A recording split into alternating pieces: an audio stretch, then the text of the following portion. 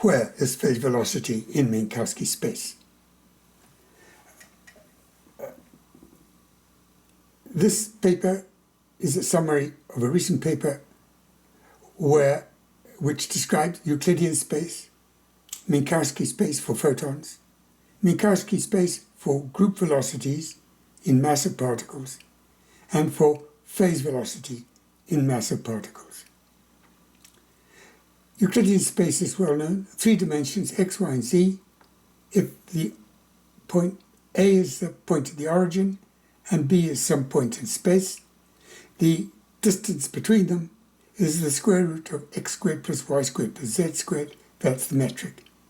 And if you rotate the axes, the metric is constant.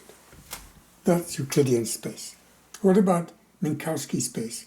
Well, that's subject to special relativity. It's 4-dimensional, with time in the vertical axis, the propagation direction in the horizontal direction, and the transverse plane in the forward direction if it's assumed cylindrically invariant.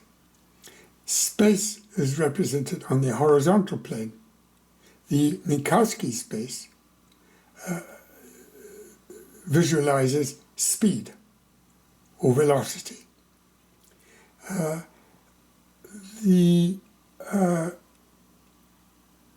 significance of Minkowski space is that if B lies in the cone, A can influence the future of B, or B can influence a past influence of A. But if B lies outside the cone, the two are not causally related. We'll see what happens in group velocity and phase velocity. But first let's consider the photon in some more detail. From Maxwell's equations, and in particular the oscillating dipole, at a moment in time a wave group is emitted, and this has electric wave in the vertical plane, a magnetic wave in the horizontal plane that are out of phase by 90 degrees. They have 2 velocities, a group velocity and a phase velocity, and they're represented by this wave function, which is partly an infinite plane wave multiplied by an envelope wave, and the envelope is stabilized by mean values of angular frequency and wave vector. The energy of this wave is classical, but we'll discuss quantization later on. The electron microscope and optical microscope have the same principle of operation, and they can therefore be represented by the same wave function, with exceptions made for minor differences in mass, charge, and polarization. And so now we can compare a little more the optical wave with the massive wave. Here's Euclidean space and its metric, the photon and its metric. The electron has an extra term, which is represented by its mass. We do not represent this as an extra dimension, but as a property, as we shall see. In Maxwell's equations, energy is proportional to momentum. In Klein-Gordon's equations with mass, energy is proportional to momentum plus mass. The mass causes the speed of the group velocity to reduce. Here, an electron with half the speed of light travels half the distance in 1 second.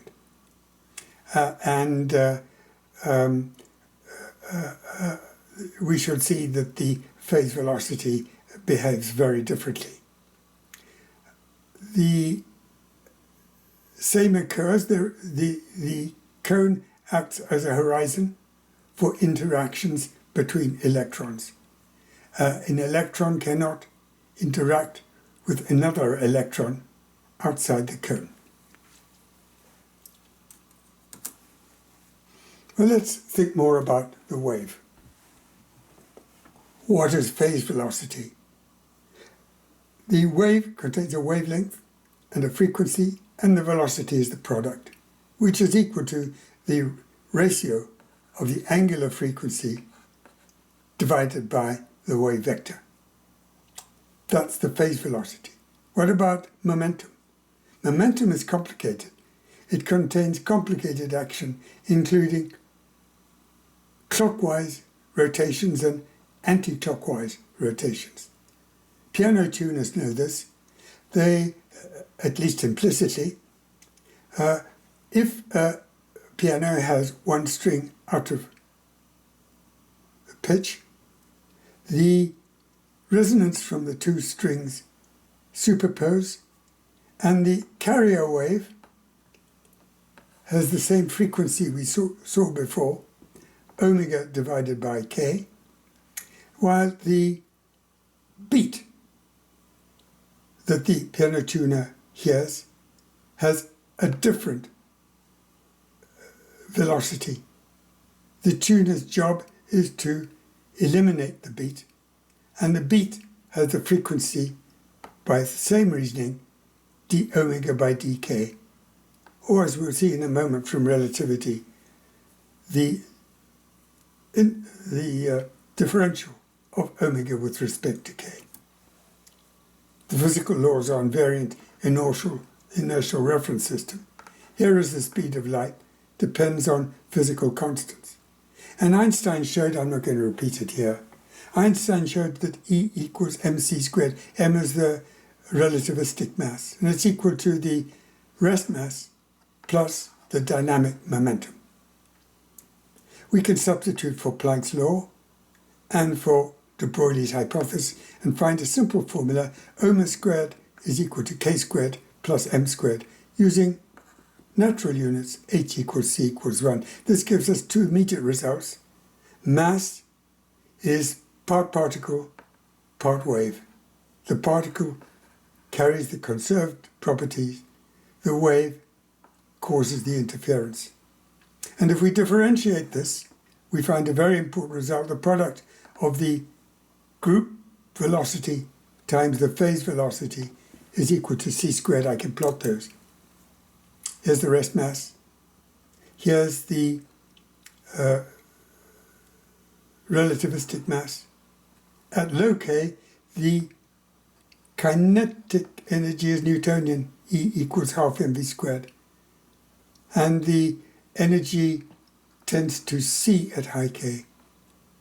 And the group phase velocity is the inverse of the group velocity. And the photon has zero mass, so E equals P in natural units. These are experimental values. You can read them out of electron microscope handbooks, or you can calculate them very easily. Here's the rest mass. The energy is the rest mass plus the energy of the electron gun. And the momentum is a vector difference. From E and P you can calculate omega and k, and here they are in System International units. The frequency, log frequency, the log wavelength, the phase velocity, faster than light, the group velocity, slower than light, the product, constant c squared,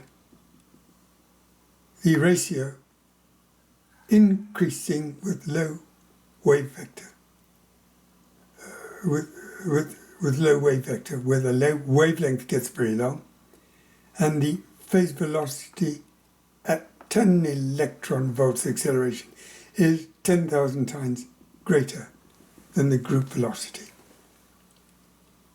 These are experimental values. Before we go on to discuss phase velocity, we need to be clear about uncertainty. The uncertainty is the full width half maximum. Here it is. And if we Fourier transform this, we find the uncertainty in wave angular frequency by the same method. Omega over sigma Kelvin, the dual uncertainty is equal to 8. This is 16 times larger than Heisenberg's limit, whatever that is. And similarly for dx, dk sub x. Fresnel knew 100 years before Heisenberg about uncertainty. In the near field, the dual uncertainty is negative. It condenses, and in the far field, it expands. This value, the critical condition in X-ray lithography, is experimental. It's between 3 and 4 times greater than Heisenberg's limit. And we're going to use that in a moment. We've learned some other things from modern physics. Diffraction in quasicrystals. The diffraction is geometric long range and linear short range. It's complex, imaginary, and real. It's irrational and integral. One harmony might be chance, but 2 intricate harmonies demands generalization. And the generalization is that all quanta are resonances to emission and scattering stimuli in measurement. We can go on with that to think about phase velocity. Where is phase velocity? Well, we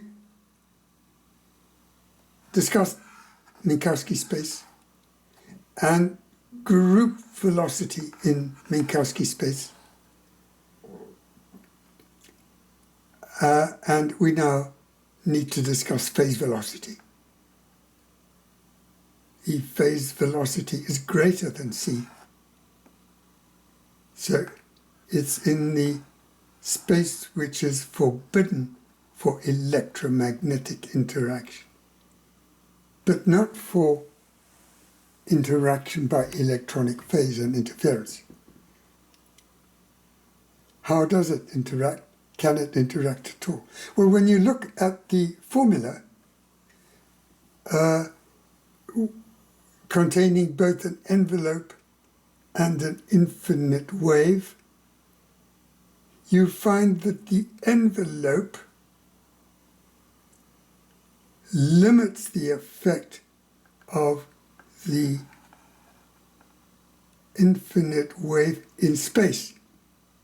It can only interact with the group velocity containing an uncertainty that we've already discussed.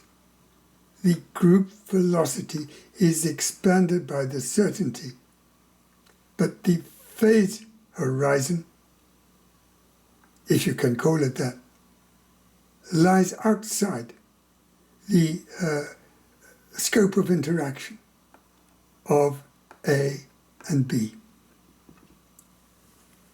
So we can understand the effect of phase velocity, whatever the phase velocity may in fact be. And we can draw a conclusion. The infinite wave of the particle locates at the center of the enveloping mass. The phase is uncertain about the center and is limited by it. The internal motion is faster than the group and has extra freedom, which is useful in intrinsic spin, superconductivity, and the Meissner effect, etc.